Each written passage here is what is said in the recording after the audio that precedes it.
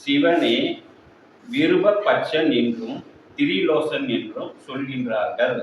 ஆனால் சிவனுடைய உருவம் ஆகும் என்று சங்கற்பித்த படத்தை வரைந்து காணுவது உண்டு. அந்த படத்தை பார்க்கும்போது அதற்கு 3 கண்கள் இருக்கின்றன. அவற்றில் ஒன்று அக்கினி நேத்திரம் ஆகும், அதாவது நெருப்பு கண் ஆகும் என்று சொல்கின்றோம். ஆனால் அந்த சிவன் யார் என்றால் அது ஜீவனாகும். அந்த ஜீவனாய் இருக்கின்ற சிவனுக்கு 3 கண்கள் இருக்கின்றன. அதாவது இடகலை, பிங்கலை, சுரிமுனை. அதில் இடகலை, பிங்கலை சந்திர சூரியர்கள் ஆகும். சுழிமுனை என்பது அக்கினியாய் இருக்கின்றது.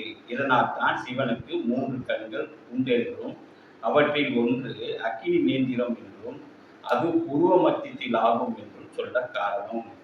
அது அனுசரித்துத்தான் முன் சொன்ன படத்தில் புருவ மத்தியத்தில் அக்கினி நேத்திரம் வரைந்து காண காரணம். அப்போது புருவ மத்தியம் என்று சொல்கின்ற சுழிமுனை என்று சொல்கின்ற அக்கினி நேந்திரம் ஆகும். எனில் அந்த புருவ மத்தியத்தில் அக்கினி இல்லாவிட்டால் நமக்கு பிரகாசிப்பதற்கு வழி உண்டோ? சிவனுக்கு 3 கண் இருக்கு. அப்படிதான் இப்போ படங்கள்லாம் பார்க்குறோம். ஏன் அவருக்கு 3 கண் இருக்கணும்? அவரு இறைவன், கடவுள். அவர் 2 கண்ணை வச்சு பார்க்கலாமே, கண்ணும் இல்லாமல் கூட பார்க்கலாமே. அவருக்கு ஏன் 3 கண் வச்சிருக்கு? அப்போ என்ன சொல்றாங்க? அது எதை சொல்றாங்க? 2 கண் இருக்கு, நடுவில் ஒரு கண் இருக்கு, இதை வச்சு ஏதோ மீன் பண்றாங்க அப்படின்னு நம்ம யோசிச்சோம்னா அவங்க எதை மீன் பண்றாங்கன்னா, தலையில 3 கண் இருக்கு. அதுல ஒரு கண்ணு இடகலையும், ஒரு கண்ணு பிங்கலையும், ஒரு கண்ணு சுழிமுனையும். அது அக்கினி நேத்திரம் ஆகும். இந்த இடத்துல அக்கினி பிரகாசமாய் எரிஞ்சுக்கிட்டு பூர்வ மத்தியத்துல இருக்கு. சரி, இந்த 2 கண்ணை நம்ம இப்ப பார்க்கிறோம், ரைட்டா?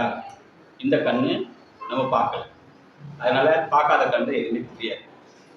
நைட்டு இந்த 2 கண்ணு என்ன பண்றோம்? மூடிடுறோம். ஆனா நைட்டு நீ சில விஷயங்கள் கனவுல பார்க்கற. கண்ணை மூடிட்டு எப்படி பார்க்கற? அது ஒரு ஆட்டோல போற மாதிரி கனவு காணுங்க. ஆமா, ஆட்டோ தெரியுதா? ஆட்டோ தெரியுது. நீ தெரியுறியா? நீ தெரிய மாட்டேன். நம்ம தெரியும். எதுல ஒருத்த வரானா தெரியும், அவன் காசு கொடுக்குறானா தெரியும், எல்லாமே உனக்கு தெரியும். ஆனா எப்படி தெரியும்? பகல்ல பார்க்குற மாதிரி தெரியும் இல்ல?